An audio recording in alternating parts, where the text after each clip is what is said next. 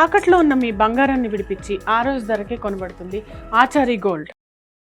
ప్రజల్ని చైతన్యవంతుల్ని చేయాల్సిన బాధ్యత మీడియాది. వాస్తవాలను ప్రజలకు చెప్పి నిర్ణాయక శక్తిని కూడా ప్రజలకు వదిలేయాల్సినటువంటి బాధ్యత మీడియాది. కానీ మీడియానే నిర్ణాయక శక్తిగా మారి జడ్జిమెంట్ ఇస్తున్నటువంటి సందర్భాన్ని ఆంధ్రప్రదేశ్ రాజకీయాల్లో స్పష్టంగా గమనించవచ్చు. తమకు అనుకూలమైన వారిని అందలం ఎక్కించి ఇష్టం లేని వారిని తోసేయడం తెలుగు రాష్ట్రాల్లో మీడియాకు పరిపాటిగా మారినటువంటి పరిస్థితి. జగన్మోహన్ రెడ్డి అధికారంలో ఉన్నప్పుడు ప్రభుత్వానికి సంబంధించి యాడ్స్ ఇచ్చినప్పుడు జగన్మోహన్ రెడ్డి విషయంలో తెలుగు మీడియాలో తీవ్రమైనటువంటి చర్చ జరిగేది. జగన్మోహన్ రెడ్డి ప్రజాధనాన్ని దుర్వినియోగం చేస్తున్నారంటూ ఇష్టానుసారంగా పుంకానుపుంకాలుగా వార్తలు రాసినటువంటి నేపథ్యాన్ని గమనించవచ్చు. ఇప్పుడు తెలుగుదేశం పార్టీ అధికారంలోకి వచ్చిన తర్వాత ముఖ్యమంత్రి, ప్రధానమంత్రి, కొంతమంది కీలకమైనటువంటి వ్యక్తుల ఫోటోలు మాత్రమే ప్రభుత్వం ప్రచురించే యాడ్స్ లో ఉండాలి. కానీ ఇక్కడ నారా లోకేష్ విషయంలో వాటన్నిటిని పక్కన పెట్టేసి నిబంధనలకు విరుద్ధంగా నారా లోకేష్ ఫోటో వేస్తున్నప్పటికీ మీడియాలో ఎలాంటి చలనం లేదు, మీడియాలో ఎలాంటి ప్రశ్న లేదు.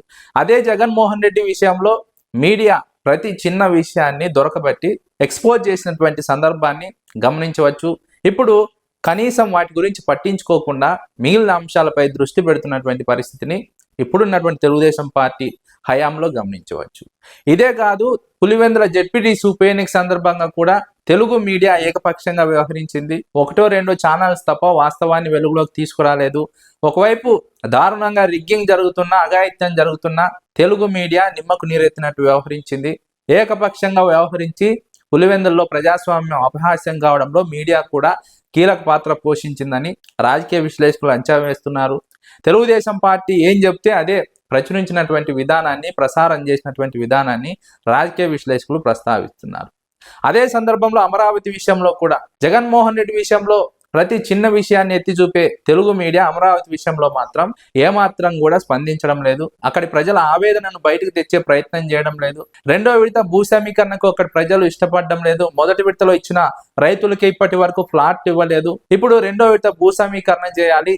తద్వారా ప్రభుత్వం వద్ద భారీ స్థాయిలో ల్యాండ్ బ్యాంక్ ఉండాలి. ల్యాండ్ బ్యాంక్ ఉంటేనే పరిశ్రమలు ఇక్కడికి వస్తాయి, పరిశ్రమలు వస్తేనే అభివృద్ధి జరుగుతుందని చంద్రబాబు నాయుడు చెబుతున్నటువంటి సందర్భంలో ముందుగా ల్యాండ్ సమీకరించాలంటే ల్యాండ్ ఇచ్చినటువంటి రైతులకు న్యాయం జరగాలి. రైతులకు న్యాయం జరిగినప్పుడే రైతులు ముందుకు వస్తారు.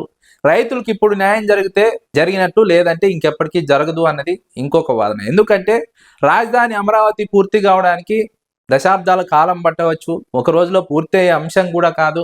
అలాంటప్పుడు రైతులకు ఇప్పటికిప్పుడు న్యాయం చేయకుండా కేవలం రైతుల నుంచి భూమిని సేకరించి పరిశ్రమలకు ఇచ్చి తద్వారా తాము అనుకున్నది సాధిస్తామని చెప్పడం ప్రభుత్వం ఎంతవరకు సమంజసమని మేధావి వర్గం ప్రశ్నిస్తున్నటువంటి సందర్భం.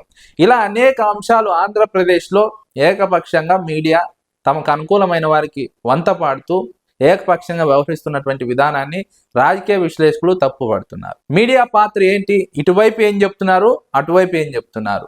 ఇద్దరి వాదన ప్రజల ముందు ఉంచాలి. ప్రజలు నిర్ణయించుకుంటారు ఎవరి వాదన కరెక్టు, ఎవరి విధానం కరెక్టు, ఎవరి నినాదం కరెక్టు అన్నది. కానీ మీడియానే పలానది కరెక్టు, పలానది కరెక్ట్ కాదు, పలానా వారిదే కరెక్టు, పలానా వారిది కరెక్టు కాదంటూ ఏకపక్షంగా వ్యవహరించడం తెలుగు రాష్ట్రాల్లో ఉన్నటువంటి పరిస్థితికి అద్దం పడుతుందని, ఈ పరిస్థితే తెలుగు రాష్ట్రాల్లో ఈ విధంగా తయారు కావడానికి కారణం అన్నది రాజకీయ విశ్లేషకుల అంచనా.